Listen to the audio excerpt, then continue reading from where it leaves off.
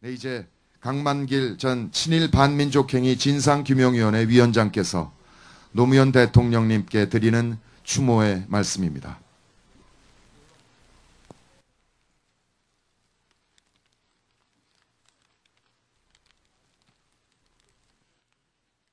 추도사 세월이 무상해서 노무현 대통령께서 가신 지 어느덧 2주기가 되었습니다.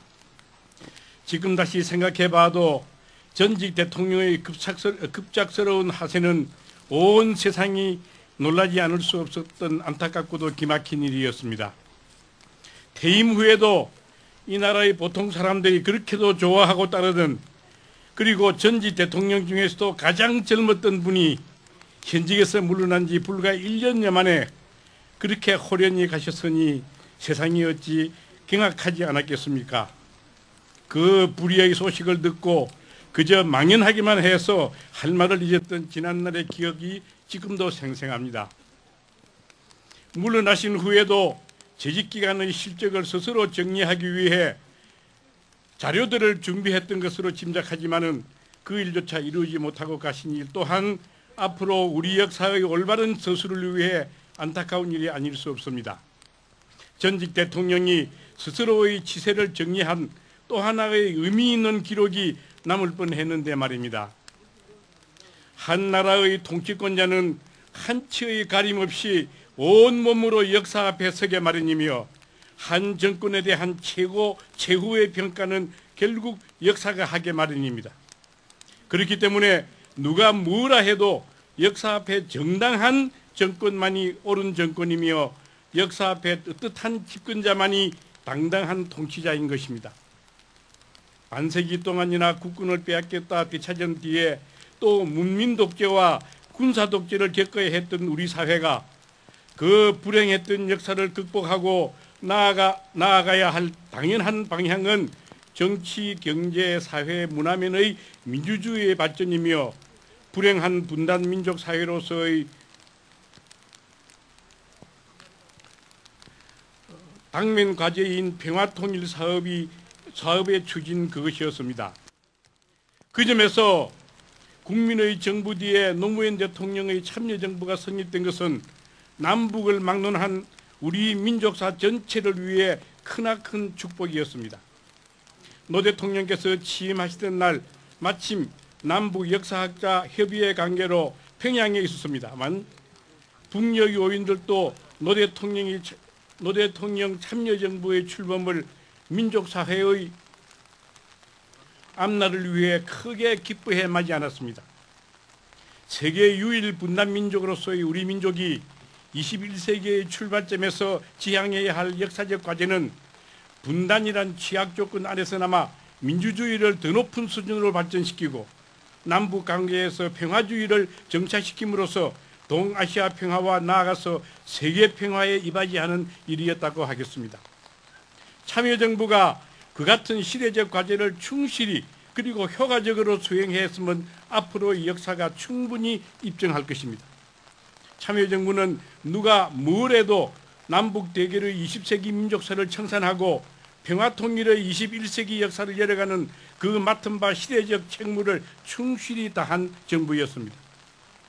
참여정부 5년간의 실적이 역사로 등재될 때는 이 기간에 국민 개개인의 권한이 신장되는 정치적 민주주의가 성장을 이루면서도 분배와 복지가 강화되는 경제적 민주주의가 그 같은 정치적 경제적 발전을 바탕으로 하여 만민 평등을 지향한 사회적 민주주의가 그리고 사상의 자유가 확대된 문화적 민주주의가 크게 신장되었음이 충분히 증명되고도 남을 것입니다. 분단민족 사회 정권의 또 다른 절대 과제인 평화통일 부분에도 참여정부의 업적이 크게 기록될 것이 확실합니다. 6.15 남북 공동선언으로 국민의 정부가 열어놓은 민족 통일의 길을 활짝 더 넓힌 것이 참여정부였습니다. 6.25 전쟁의 발발로 인해 적대될 수밖에 없었던 남북관계가 6.15 공동선언을 통해 동족관계로 환원되기 시작했지만은 참여정부에 의한 14 남북 합의가 그대로 시행되었다면 남북관계는 더 확실하고 더 돈독한 동족관계를 굳혀갔을 것이 확실합니다. 그뿐만이 아닙니다. 참여정부 시기의 남북관계 발전에 의해 개성공단이 준공되고 오랫동안 끊겼던 남북철도가 연결되었으며 남북 사이의 육로 관광길이 열렸고 어느 때 봐도 남북 사이의 인적 왕래가 급증했습니다. 그 때문에 휴전선은 군사 대결선 내지 남북 분단선의 성격이 약화됨으로써 국토의 통일이 현실적으로 착착 추진되고 있었습니다. 흔히 말하는 분단 과정의 3단계, 즉 국토 분단과 국가 분단과 민족 분단 중 민족 분단과 국토 분단이 급격히 해소되어 가고 있었던 것입니다. 남북 사이의 적대 관계 및 대립 관계가 해소되고 화해와 협력이 강화됨으로써 민족 통일이 단계적으로 추진되고 남북 동족들의 왕래가 빈번해지면서 국토 통일이 실제로 이루어져 가고 있었습니다. 즉 민족 통일과 국토 통일과 국가 통일 중 민족 통일과 국토 통일이 국민의 정부에 이은 참여정부에 의해 실제로 급격히 추진되고 있었던 것입니다. 이 사실은 앞으로의 우리 역사 위에 노무현 대통령과 참여정부의 업적으로 뚜렷이 그리고 영원히 기록될 것입니다. 그뿐만이 아닙니다.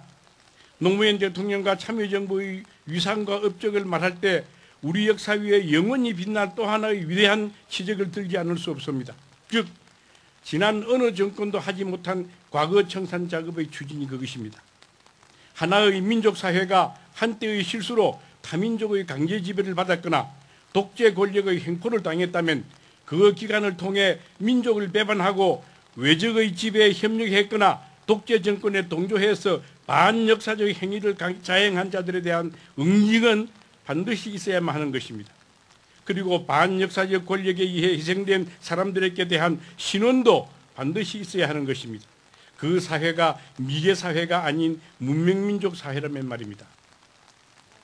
노무현 대통령께서는 당선자 때부터 역사적 과거 청산에 대한 강한 의지를 보이며 역사학자들에게 협조를 요구했습니다. 그리하여 이른바 탄핵 파동이 오히려 순작용을 해서 의회가 민주세력 중심으로 구성됨으로써 각종 위원회를 두어 과거 청산 작업을 의욕적으로 추진할 수 있은 것입니다. 정직한 정권은 올바른 역사와 그 계도를 같이 하는 것이 증명되었다고 하겠습니다.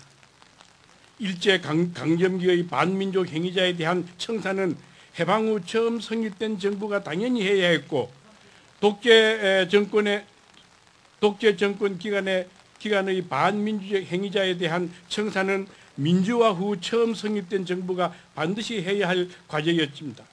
그러나 그렇지 못하고 결국 참여정부가 그 모두를 담당하게 된 것입니다. 노무현 대통령과 참여정부의 역사의식 및 그로 인해 이루어진 과거 청산 작업은 우리 민족사 위에 특별히 기록될 것입니다. 그 같은 참여정부의 소신에 찬 빛나는 업적에도 불구하고 역사가 직선으로만 나아가지 못하고 굴곡이 있게 마련인 것이 안타깝습니다. 하기야 역사가 직선적으로만 나아갔다면 그 많은 정력과 희생이 바쳐진 인류의 역사가 아직 이 단계에 있겠습니까? 참여정부 5년간에 수립된 업적이 그리고 그 역사가 각 부분에서 정체되거나 훼손되거나 후퇴되는 현실이 안타깝습니다. 14남북 합의가 전혀 이행되지 못함으로써 평화적 민족 통일과 국토 통일의 길이 일시나마 막혀버렸음이 대단히 걱정되고 안타까운 것입니다. 그러나 역사는 결코 우리를 배반하지 않는다는 소신 또한 확고합니다. 노무현 대통령께서 걸어오신 길은 그리고 그 재직기간에 이루어 놓은 그 업적은 누가 무엇라 해도 민족사적으로나 세계사적으로 올바르고도 뜻한 길이었습니다. 그러므로 앞으로 성립될 올바른 역사 노정에 선 정권들에 의해 반드시 개성될 것이라 확신에 마지 않습니다. 노무현 대통령께서는 가셨지만은 님의 그 고귀한 뜻은 그리고 그 빛나는 업적은 우리 역사 위에 영원히 기록될 것입니다. 우리 모두에게 그렇게도 소탈한 인품으로 비쳤던 님은 민족사 위에 영원히 사는 우리 대통령입니다. 그 모든 것을 역사의 평가에 맡기고 편히 잠드소서. 거듭 명복을 비름하지 않습니다. 2011년 5월 23일 전 친일 반민족행위 진상규명위원장 강만길들이